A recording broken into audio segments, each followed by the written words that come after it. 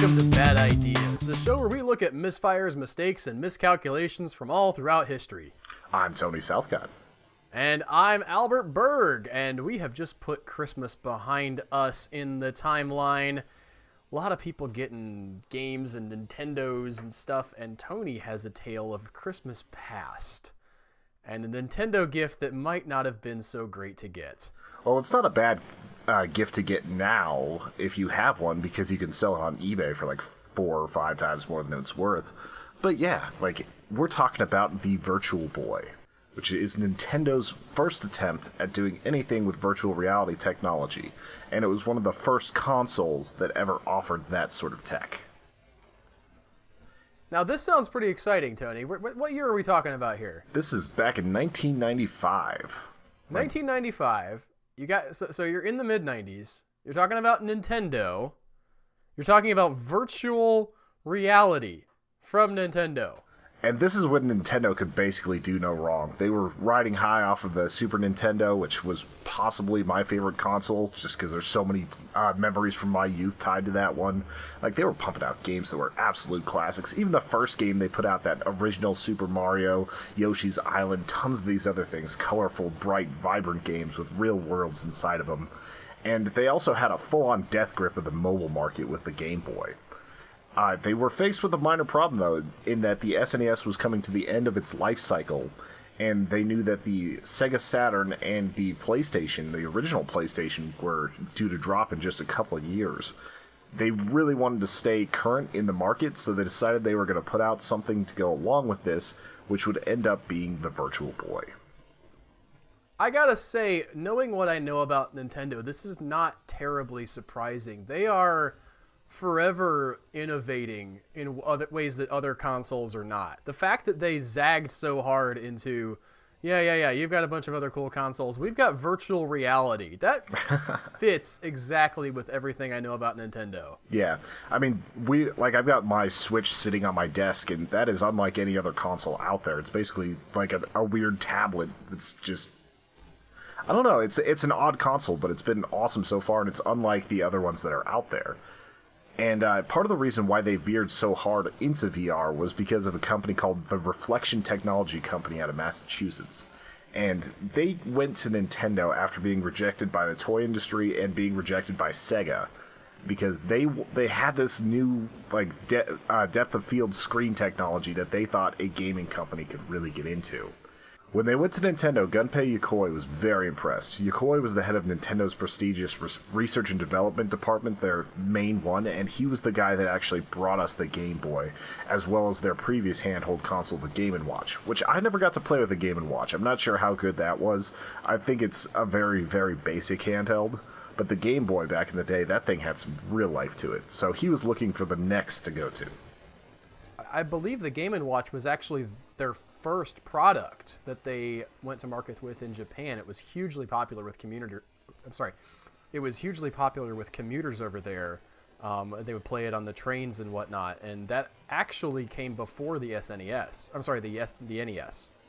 Yeah, and that was shortly after Nintendo was like a card company, I think. They made like card games.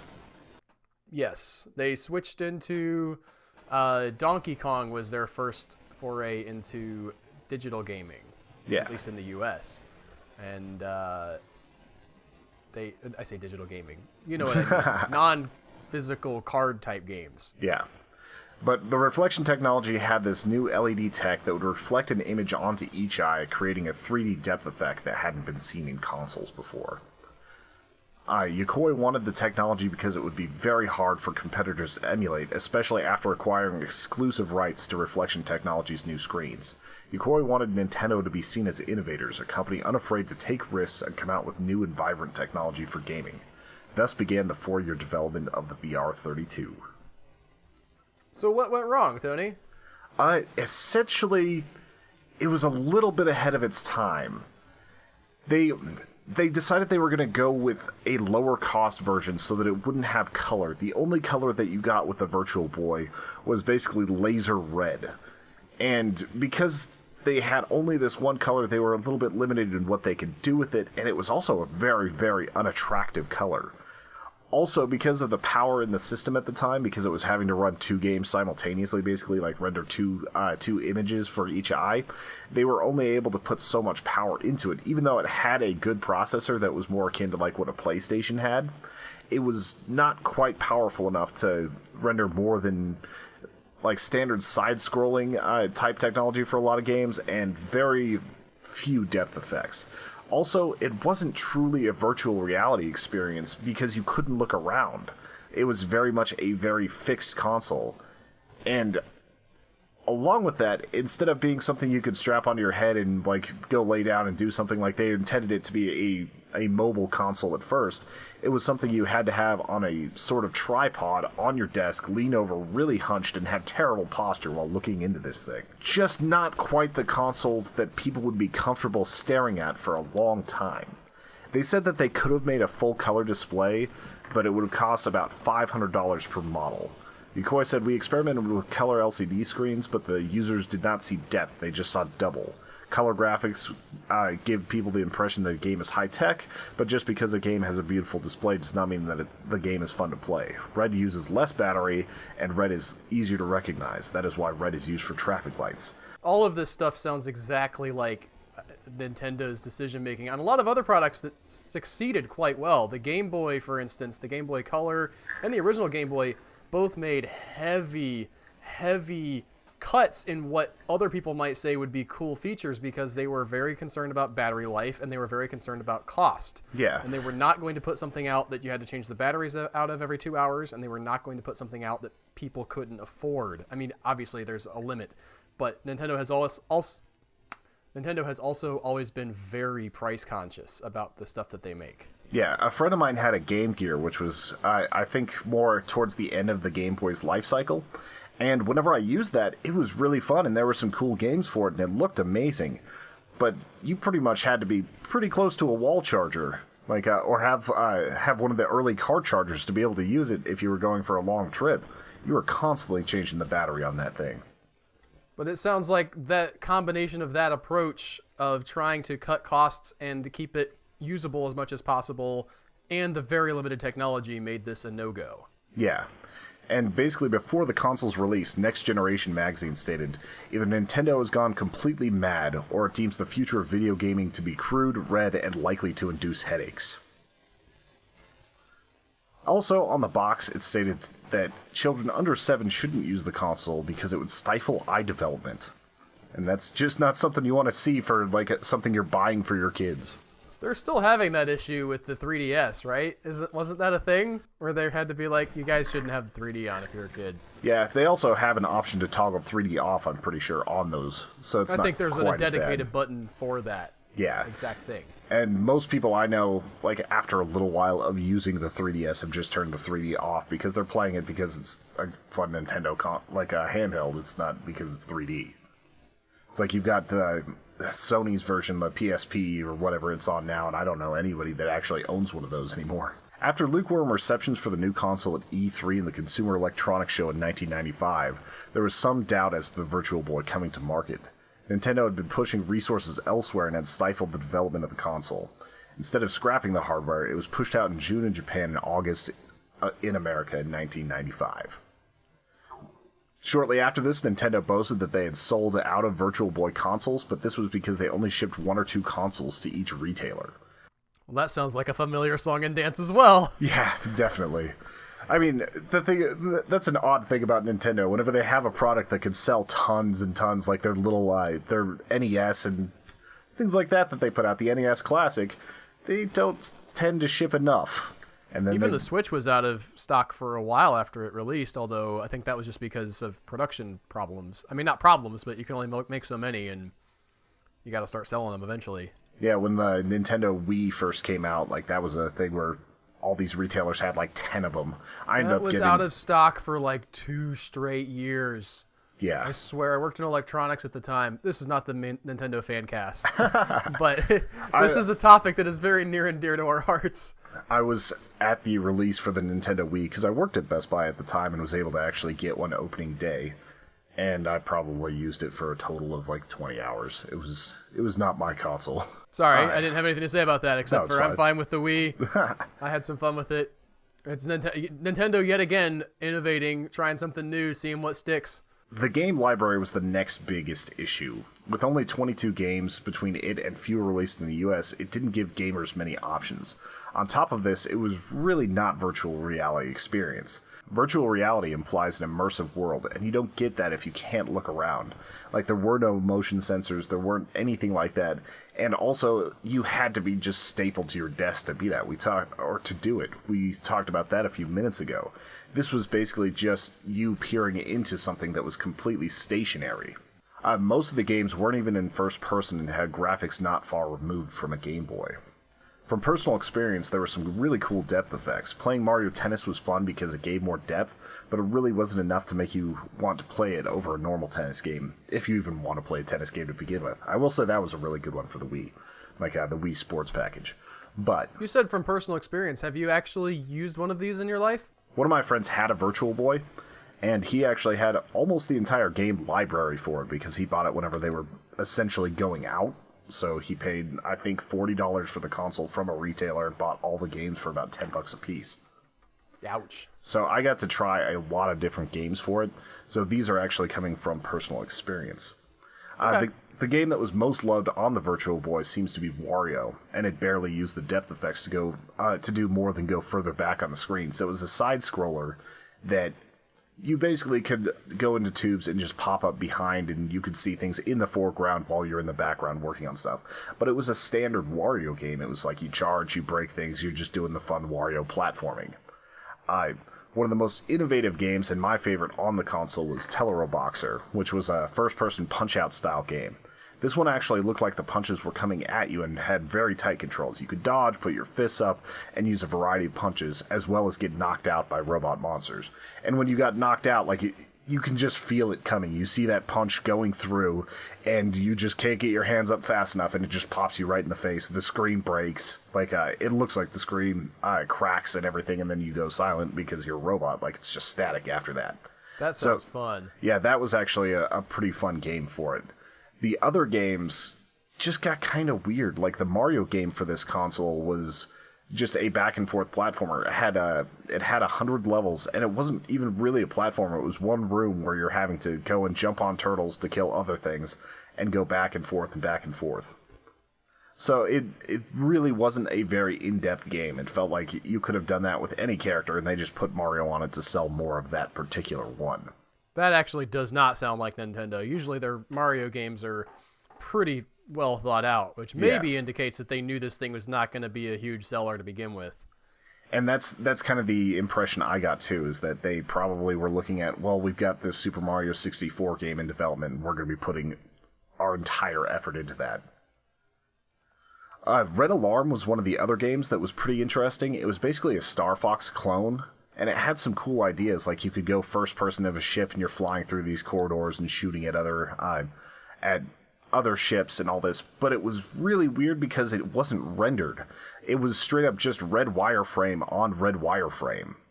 So you're trying to fly through this, but you can't tell when you're going to hit walls. You can't tell a lot of the enemies apart from the surroundings. You can barely see your ship whenever it's in a bunch of other areas, and it was just awkward.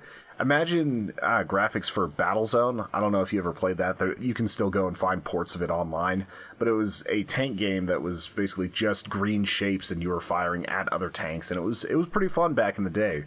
But it was the same level of graphics for a 1980 cabinet game, and they just didn't have the power to render everything they needed for a game that moved that quickly. So what happened to the Virtual Boy, Tony? The Virtual Boy wouldn't even last a whole year before it was discontinued. Ouch. It sold about 800,000 units, but most of these came when retailers dropped the prices dramatically. By the end, you could buy a Virtual Boy from a retailer for around $20. Nowadays, that would And that's $1995, but that wasn't that long ago. $20 still wasn't that much money at the time. Yeah, that would have been maybe 30, 40, somewhere in that range now. It's 3% a year times 20, something like that. But Nowadays, that would have been a good investment. The average Virtual Boy on eBay nets around $300, so you could be making some cash if you've got one of those sitting in a closet somewhere, or you can just keep it for the novelty of it. I used to think that I wanted to buy like all of the old consoles just to have like a museum style setup, and then I realized I don't have the space for that sort of thing. Yeah. I will say Nintendo's stuff tends to be pretty expensive to buy used anyway. Even going back to like an SNES, you're not going to pick one of those up for $10 on eBay. Maybe at a yard sale or something. I got the SNES Classic for Christmas, so I'm looking forward to plugging that thing in. But you got that Switch. Yeah, so it's kind of taking up more of my time. But I think probably what's at work here is the limited availability initially. And I mean, I got to say, I understand that draw. I had never played one. I've never seen one in person. I remember hearing about it and thinking, this sounds cool. How is this not like, I got to have one of these. And now as an adult, as someone who could possibly access the funds, I might go looking around for one. I don't have $300 to drop on a retro thing like that, but a lot of people do. A lot of people spend some decent money on retro computing and retro gaming. As those things sort of age out and become less and less common, people are trying to build up some kind of memory and system. I mean, there's people still developing games for the Commodore 64. So I mean, that would be a fun programming adventure to go back and work on something like that. I got a shout out, by the way, to the 8-bit guy. This is a total tangent, but he developed a brand new game for Commodore 64 that came out like this year and distributed it on floppies, and you can't play it if you don't have a Commodore 64, and it looks like a good game. He needs to post, like, someone needs to make an emulator for that so you can actually play it. I kind of like the exclusivity of it, though, even though if you're going to go out and find a Commodore 64, they're probably pretty pricey. You could get one if you put your mind to it, but it's still such an interesting thought experiment to think, like, this guy just built this game, like, basically as a labor of love. I mean, he is selling it, but it's not like he expects to make, developer money off of it. He might end up maybe breaking minimum wage for the cost that he put into it, like time-wise, but I doubt he even does that. He's doing okay with his other stuff on YouTube, though, so that's cool. And, like, it got him publicity. We're talking about him on a show where we rarely have tangents. This was not a bad idea to follow your dreams. Yes. And as is stated on the show, there are a lot of bad ideas here, along with some really good ones. Nintendo isn't afraid of making mistakes with innovation, which is some of the most original consoles to date. But sometimes there just isn't enough invested in a product to make it worthwhile for consumers. I really wonder if they would have gone after the high-end crowd, if they would have made the $500 Virtual Boy with full color and put a little bit more time into it, if they would have been able to do more for VR earlier, if they would have made a console that, a lot of people couldn't get into, but it might have been very fascinating to see that high-end crowd get really into it.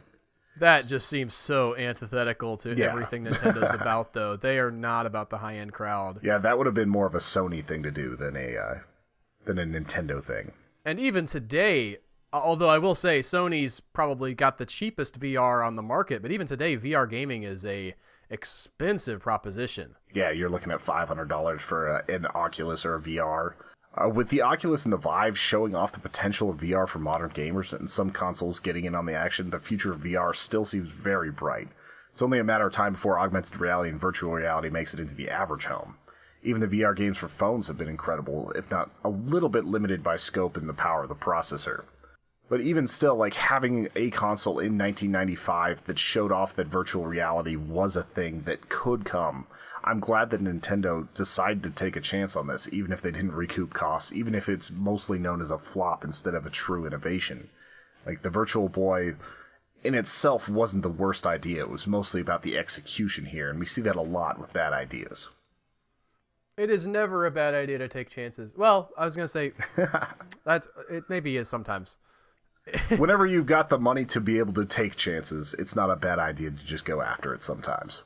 No, and you will have some failures, but Nintendo has shown that you roll those bones enough time and you take those risks, you're going to get something back. And that overall justifies the investment in the Virtual Boy, even if it was a flop. Yep. And I think that's going to do it for Bad Ideas this week. Thank you all for listening. If you enjoyed this, be sure to check out our YouTube channel, youtube.com/Human Echoes. Or if you're watching this on YouTube, you can actually get this for your phone wherever you can find your podcasts. Also, if you did enjoy this, please support our Patreon page. Patreon.com/Human Echoes. Starts at $2 a month, goes up to $20 a month. We have a lot of cool bonuses on there. You get the bonus podcast. You get a ton of other stuff, including stickers, buttons, postcards, all sorts of things. Early access to a lot of our YouTube content as well is on there. Yeah. So if you enjoyed this and you want to support us, please check that out. I hope you guys have an excellent day, and we will talk to you soon. Bye.